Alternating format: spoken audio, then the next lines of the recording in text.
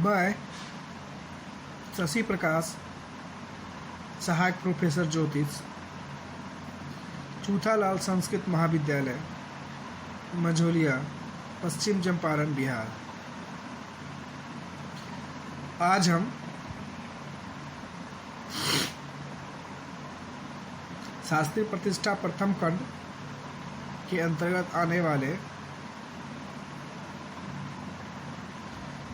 आयनांश से संबंधित कुछ महत्वपूर्ण बिंदुओं पे चर्चा करेंगे। आयनांश क्या है, इसको समझने के लिए एक उदाहरण के माध्यम से भी हम आपको एक इसकी जानकारी देंगे, जो आपको समझने के लिए बेहतर होगा। तो हम लोग जानने का प्रयास करते हैं कि आयनांश क्या है, आयनांश किसे कहते हैं, आयनांश के अंतर्गत क्या क्या आता है, नहीं आता, इन सब बिंदुओं पे अब हम चर्चा करने वाले हैं। आयनांश वर्तमान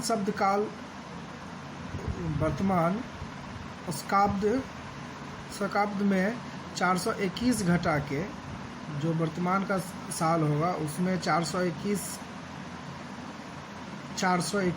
जो वर्तमान का साल होगा, हम जब इसको आयनांश निकालेंगे जिस भी जातक का, तो उसमें क्या करना होगा, जो वर्तमान का वर्ष होगा उसमें 421 को घटा देने के बाद जो शेष बचता है, 421 घटाने के बाद जो शेष बचेगा उसमें 10 का भाग देना है, और भाग देने के बाद उसमें 60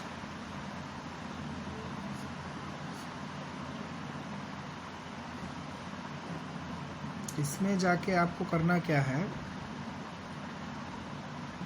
10वां भाग, अच्छा 10वां भाग उसी में घटाकर 60 का भाग देने से जो लब्धि या वर्षारंभ कालीन स्पष्ट आयनांश होता है।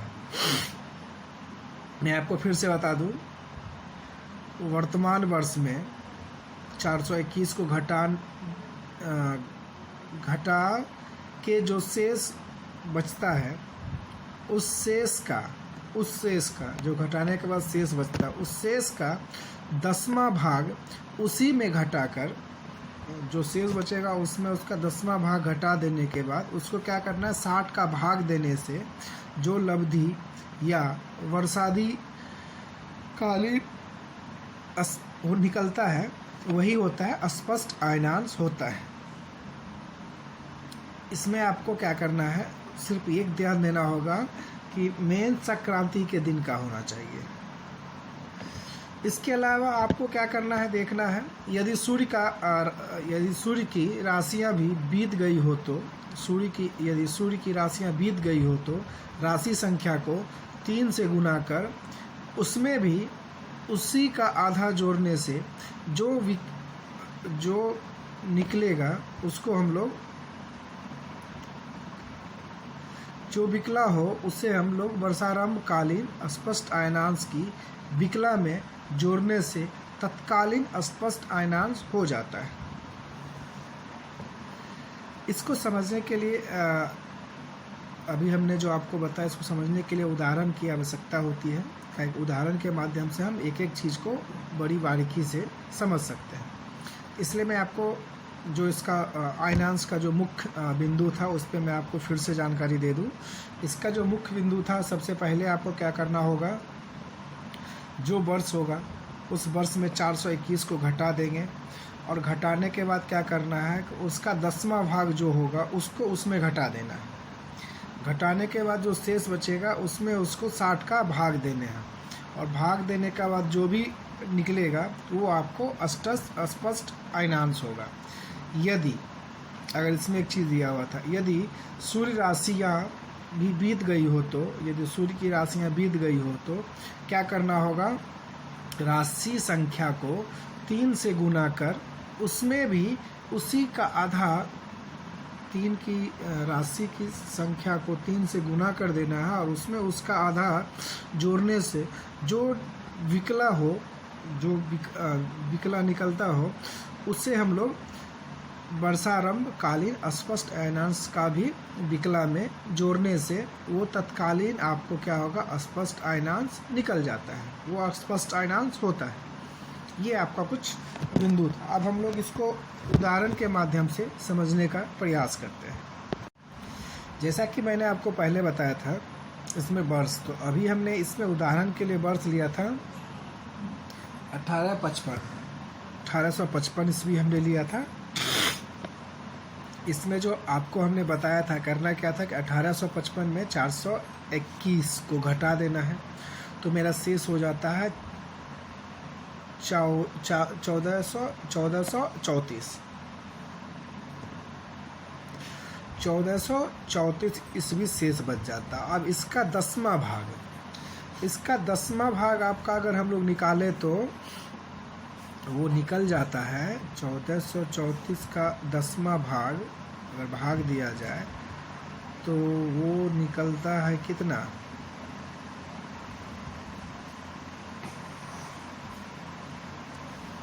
वो आपको निकल जाता है 143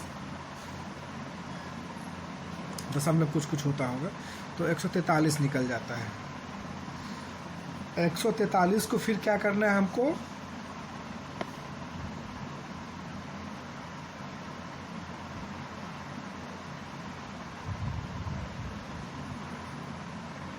साठ से भाग देने के लिए हम लोग को क्या करना होगा, पहले उस 60 से भाग देना है, तो उसके लिए हम लोग को क्या करना होगा वो हम लोग पहले जान लेते हैं। 60 से भाग देने से पहले क्या करना होगा, जो अब हम लब्धि निकालेंगे तो मेरा 10वां भाग निकल गया, क्या निकल गया 143 बटे 24, 143 बटे 24 या 143/24 हम लोग कह सकते हैं। ये मेरा उसका 10वां भाग निकला, किसका, 1434 ईस्वी का। अब इसमें हमको 60 से गुना कर देना है जो बताया गया था, तो 1434 माइनस क्या कि उसमें हमको क्या करना होगा, वो 10वां भाग को घटाना था, किसमें 1404 जो भी शेष निकलेगा उसमें उसका 10वां भाग घटा देना शेष में से। तो शेष में से जब शेष मेरा कितना बच गया है, 10वां भाग निकल गया 1434/24। अब इसको क्या करना होगा, हमको 1434 में घटाना है और घटाने के बाद क्या करना होगा, 60 से भाग देना, और भाग देने के बाद जो लब्धि निकलेगा वो मेरा स्पष्ट अयनांश होगा। तो भाग देने के बाद जो निकलता है शेष, क्या कि हम आपको ये पूरा जो हम निकाले हुए हैं आपको बता रहे हैं, इसको अगर हम लोग घटाते हैं तो वो निकल जाता है मेरा 1290/36 भागा 60 बराबर हो जाता है 21 अंश 30 कला 36 विकला। ये मेरा शेष निकल जाता है। अगर इसको हम लोग जोड़ घटा गुना भाग करते हैं तो ये शेष मेरा निकल जाता है 31 अंश 30 कला 36 विकला इत्यादि। मतलब इसको हम लोग कह सकते हैं 21/30/36। ये मेरा निकल गया, या इसको हम लोग का ये निकल गया।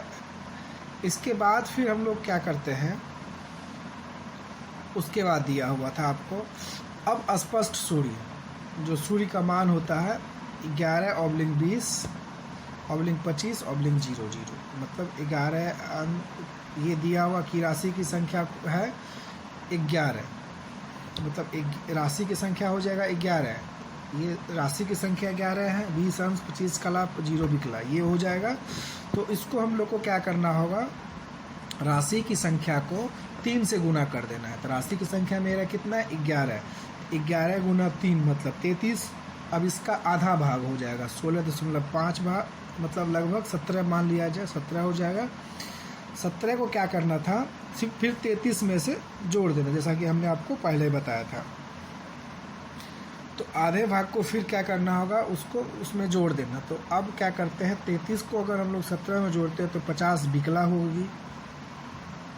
इस प्रकार अगर हम लोग देखें तो जो आयनांश होता है, आयनांश निकलता है, इसमें क्या करना होगा, जो मेरा पहले निकला था कौन सा 21 अंश 30 कला और 36 बिकला, ये मेरा क्या निकला था स्पष्ट आयनांश। अब इसमें क्या करना है, उस 50 को जोड़ देना है। तो जब ये जोड़ देंगे तो मेरा क्या होगा, स्पष्ट आयनांश ये निकल जाएगा, ये पूर्ण स्पष्ट आयनांश निकल जाएगा।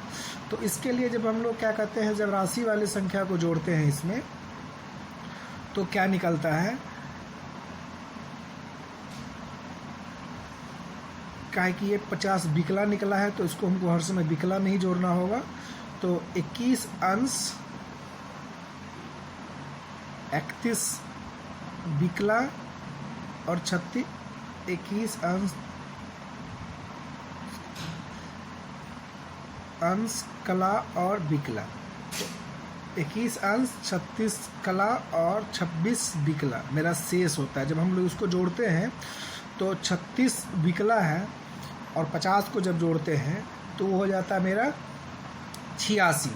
तो 86 तो होता नहीं, जब भी 60 ही बिकला होता है तो 86 में 60 घटाएंगे तो 26 हो जाएगा, और एक क्या करेंगे 60 कला में जोड़ देंगे तो वो क्या हो जाएगा, पहले 30 था अब हो जाएगा 31।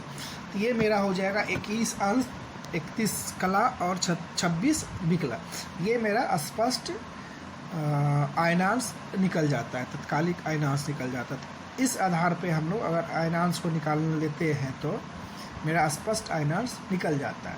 इसको अगर हम लोग 1-2 बार प्रयास करेंगे तो हम लोग को निकालने में भी सुविधा होगी और समझने में भी सुविधा होगी। तो इसको आप लोग प्रयास करें, अध्ययन करें और इसका लाभ उठाएं। धन्यवाद।